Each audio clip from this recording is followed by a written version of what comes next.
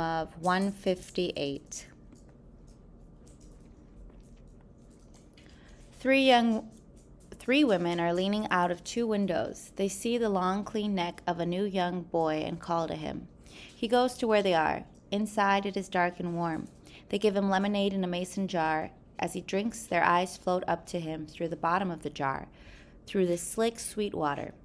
They give him back his manhood, which he takes aimlessly. The pieces of Charlie's life could become coherent only in the head of a musician. Only those who talk their talk to the gold of curved metal, or in the touch of black and white rectangles, and taut skins, and strings echoing from wooden corridors, could give true form to his life.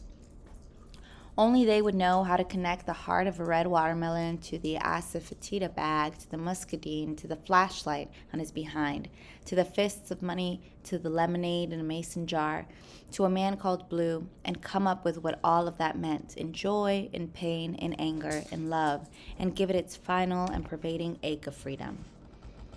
Only a musician would know, without even knowing that he knew, that Charlie was free.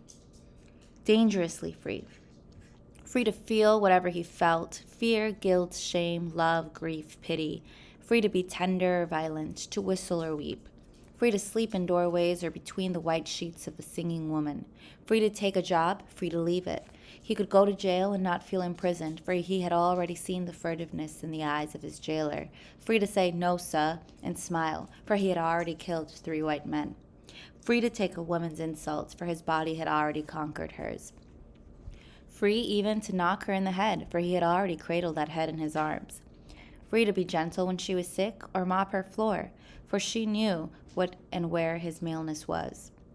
He was free to drink himself into a silly helplessness, for he had already been a gandy dancer, done 30 days on a chain gang, and picked a woman's bullet out of the calf of his leg.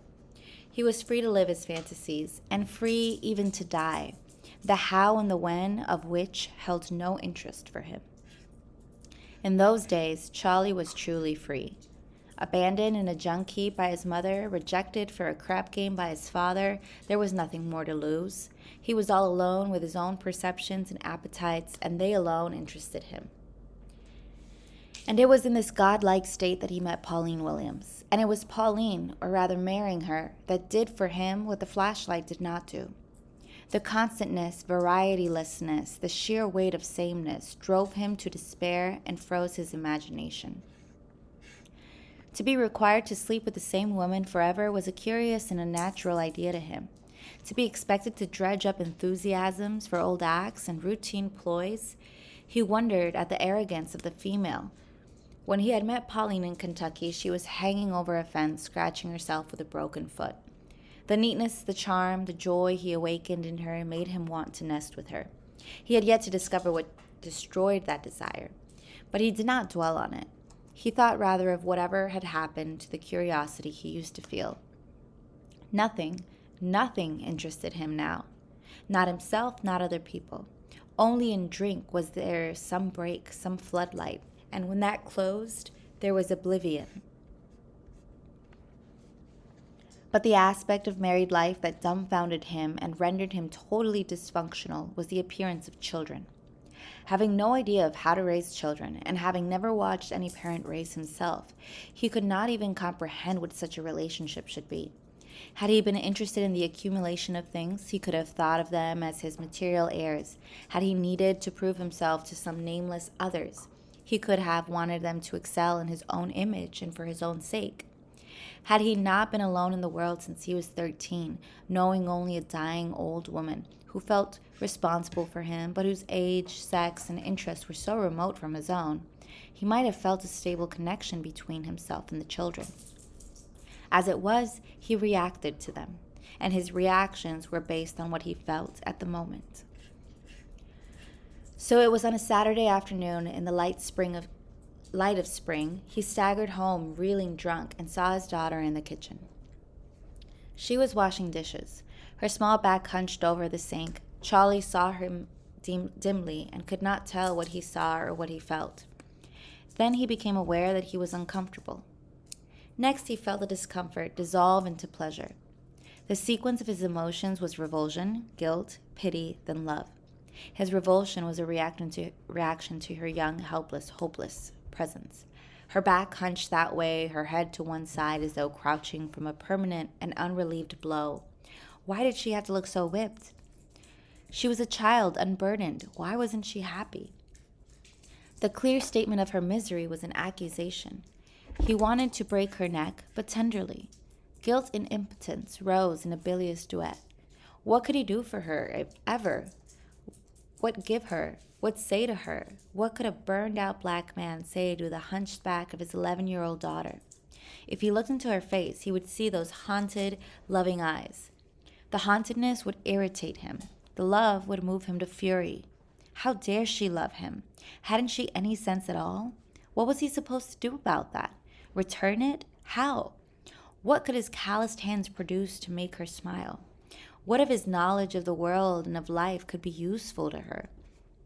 What could his heavy arms and befuddled brain accomplish that would earn him his own respect, that would in turn allow him to accept her love? His hatred of her slimmed in his stomach and threatened to become vomit. But just before the puke moved from anticipation to sensation, she shifted her weight and stood on one foot, scratching the back of her calf with her toe. It was a quiet and pitiful gesture. Her hands were going around and around a frying pan, scraping flecks of black into cold, greasy dishwater. The timid, tucked-in look of the scratching toe, that was what Pauline was doing the first time he saw her in Kentucky.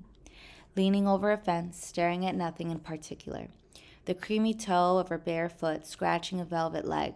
It was such a small and simple gesture, but it filled him then with a wondering softness. Not the usual lust to part tight legs of his own, but a tenderness, a protectiveness. A desire to cover her foot with his hand and gently nibble away at the itch from the calf with his teeth. He did it then and started Pauline into laughter. He did it now. The next part is when he essays Piccola, so if you want to skip for the next couple of minutes, that's fine. The tenderness welled up in him, and he sank to his knees, his eyes on the foot of his daughter. Crawling on all fours toward her, he raised his hand and caught the foot in an upward stroke. Piccola lost her balance and was about to careen to the floor. Charlie raised his other hand to her hips to save her from falling. He put his head down and nibbled at the back of her leg. His mouth trembled at the firm sweetness of his flesh. He closed his eyes, letting his fingers dig into her waist. The rigidness of her shocked body, the silence of her stunned throat, was better than Pauline's easy laughter had been. The confused mixture of his memories of Pauline and the doing of a wild and forbidden thing excited him, and a bolt of desire ran down his genitals, giving it length and softening the lips of his anus. Surrounding all of this lust was a border of politeness. He wanted to fuck her tenderly, but the tenderness would not hold. The tightness of her vagina was more than he could bear. His soul seemed to slip down to his guts and fly out into her, and the gigantic thrust he made into her then provoked the only sound she made, a hollow suck of air in the back of her throat, like the rapid loss of air from a circus balloon. Following the disintegration, the falling away of sexual desire, he was conscious of her wet, soapy hands on his wrists, the fingers clenching, but whether her grip was from a hopeless but stubborn struggle to be free or from some other emotion, he could not tell. Removing himself from her was so painful to him, he cut it short and snatched his genitals out of the dry harbor of her vagina. She appeared to have fainted. Charlie stood up and could only see her grayish panties, so sad and limp, around her ankles. Again, a hatred mixed with tenderness. The hatred would not let him pick her up. The tenderness forced him to cover her. So when the child regained consciousness, she was lying on the kitchen floor under a heavy quilt, trying to connect the pain between her legs, between the face of her mother looming over her.